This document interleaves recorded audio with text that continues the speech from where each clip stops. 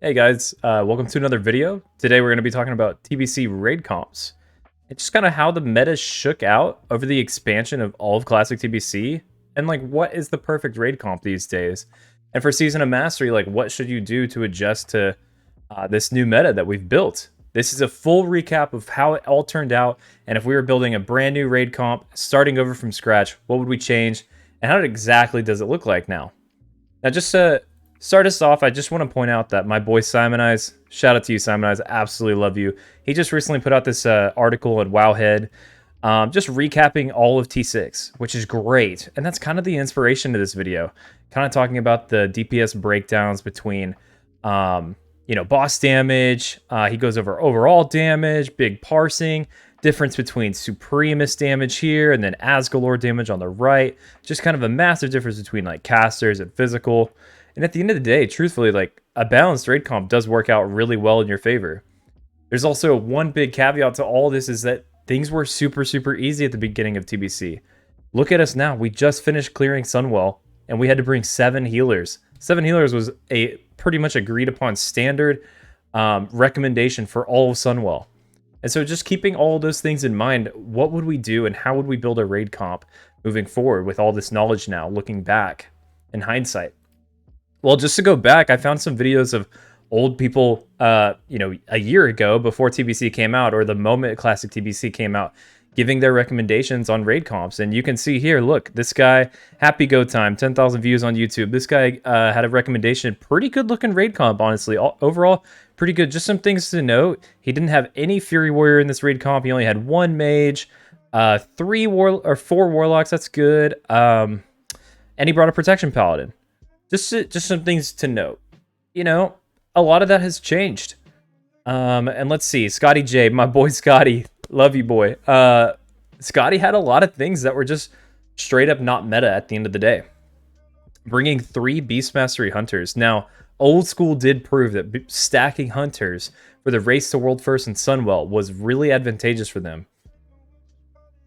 But at the end of the day, like, that's really not where the meta has landed us. We have landed in a meta that is just not stacking Hunters that much anymore.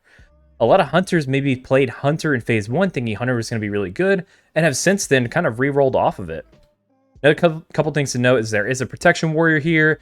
There's no Fury Warriors at all whatsoever, and no Disc Priest at all either. But overall, I mean, pretty standard comp. Then another one here from my boy Metagoblin. Again, very, very similar comp, if not exactly identical. As you can see here, he brought 3 Beast Mastery Hunters, also in one group with an Enhance and a Feral. 3 BM. I don't see any Survival here. No, and a 1 Protection Warrior. And again, we're seeing a Restoration Druid in all of these comps, which I find interesting because Resto doesn't really bring anything to the table at all.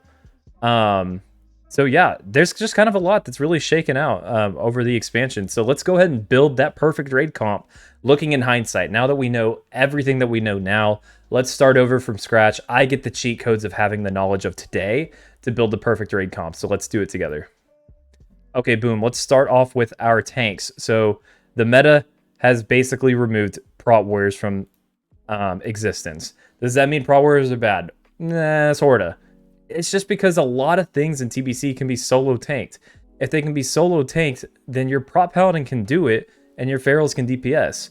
It's definitely a DPS increase. It's definitely better for the speed running if you run a Prot Paladin and Feral. So, tanks right off the bat, it's a Protection Paladin, double Feral. That's the established meta. Prot Warriors have unfortunately been left in the dust in the current meta. Does that mean you can bring them? Of course you can bring them. They're not useless at all by any means. In fact, if anything in Sunwell, they're shining the most that they have in Sunwell right now. They're doing great. But I don't want to spend too much time talking about that. These are the tanks. This is the tank meta. Let's go ahead and build out the groups one by one now. So if we're starting off, let me just pull up my cheat sheet so I'm not totally off track here. So we're going to start off with our Arms Warrior. And there's definitely a double enhancement meta. So we go double enhance for both physical groups. We got to have 1 Survival Hunter, and we got to have 1 Ret Paladin. We also take 1 Fury Warrior, of course. You can always take more Fury Warriors, of course. We can definitely have that conversation, but for the sake of this video, I'm only going to take 1. And 1 is a pretty big deviation from the established meta. If you look at what people were saying is the meta going into TBC, they were saying no warriors at all. None. Fury is obviously better than taking 0. So we're definitely taking 1. The question is, do we take more? At this point, I'm going to take a combat rogue, because of course we're going to have 1 combat rogue, even though this could easily just be a Fury warrior, and we just stack up Sunders, no big deal. And we're going to take 1 BM hunter. This kind of does it for our physical. These 2 groups are very standard, very meta, and very typical of a meta raid these days. Does that mean it needs to be exactly like this? No. All right, moving on to a group 3. We always got to start off with a Shadow Priest. The Shadow Priest is a staple in group 3, followed by 2 Arcane Mages. Now, I did notice a couple Fire Mages, 1 here from Meta Goblin.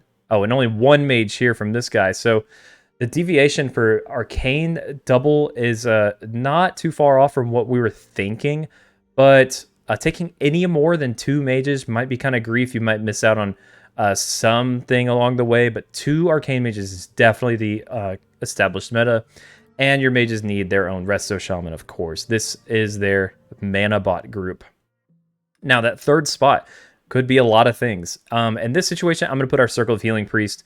The Circle of Healing Priest is obviously one of the strongest, if not the single strongest healer in the game, and providing them in that mana bot group is just going to do worlds of help to the survivability of your raid and the whack-a-mole sustainability of healing. This is huge for our Circle of Healing Priests, but of course can be swapped out. Now, group 4, this is our Warlock group. So, a couple different ways you can go with this. There's arguments to be made for a 3 or 4 Warlock meta, but this was not too far off from what we were seeing and what people were throwing out there. Is something along the lines of a double destruction, 1 affliction, or a triple destruction, 1 affliction. Something like that is going to be your group 4, along with an elemental shaman and a balanced druid. Now, this elemental shaman and this balanced druid are kind of your flex. When you get to Sunwell, one of these guys is likely going to be your 7th healer, and I would definitely strongly recommend it to be your balance going Dream State, but that's just my personal recommendation. Maybe that's totally different for you in your situation. Maybe your elemental shaman is off-specking elemental and is a main spec resto. And so he's just playing elemental for the first few phases, and then when the content gets really hard in Sunwell, or just for progression, he goes resto. This is typically just a standard group 4 setup. Affliction, of course, bringing all the buffs that Affliction brings, which is super nice. And we're ending up in our group 5, just rounding out with our healers. We need our 3rd Paladin. Triple Paladin is basically important. The Holy Paladin doesn't do a whole lot of healing, truthfully, but they are very valuable in terms of being the 3rd Paladin, just kind of buff bot here. And the established meta has definitely turned into where Holy Paladin is the one speccing into Sank Aura and providing the Sank Aura buff to your Prot Paladin. The funnel Prot Paladin meta of letting your Prot Paladin keep Avenger's Shield and then funneling him with the Sank Aura is huge. Something that's definitely not being shown here on the TBC tool is that the Prot Paladin is speccing into Sank Auras. So, just throwing that out there. That is definitely a big shift in the meta. Now, we also throw in a double Resto Shaman here. These are going to be great for just providing double lust to the rest of your group and being pretty decent healers overall as we need more. And then this last spot is really flexible. I mean, this last spot could be your Affliction lock spot and you throw in another Destro. I think a good class to consider here is another Shadow Priest, actually. And this Shadow is like your Flex Shadow slash Discipline Priest. He can go Discipline for progression. He can be like, if we count here, we got 1, 2, 3, 4, 5, 6. And then again, like your Balance Druid is going Dream State for progression. So that's your 7th healer. Your Discipline Priest can drop to Shadow and go DPS for like 5 healing farm content. Your 5 healers are then your triple Restoration Shaman, your Holy Paladin, and your Holy Priest. And then these guys can just DPS. Now, of course, like, this isn't perfect. We're missing out on a couple things. We don't have a staple Disc Priest, so of course, like, our Holy Priest could maybe go Disc on easy farm content.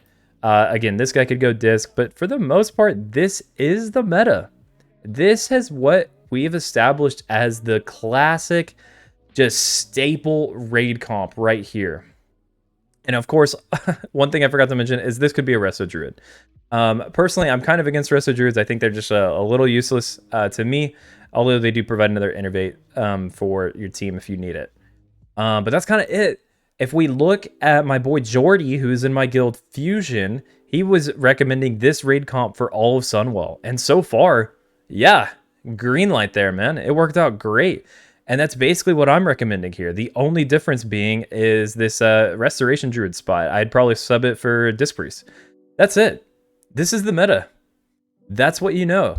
Now, moving in, if we ever have a Burning Crusade Season of Mastery, I'd recommend to you and everyone out there building your rosters, building your guilds, to take the lessons learned that we established over the entire expansion of TBC and use this moving forward as a tool to build your comps. Use this. Do not use the ones from a year ago. As much as I love those guys, and I'm not trying to shit on them at all, the meta has changed. It's evolved. And that's it. I hope that we can take these lessons and move them forward into Wrath. I hope that we can learn from this and learn to not hold things too tightly.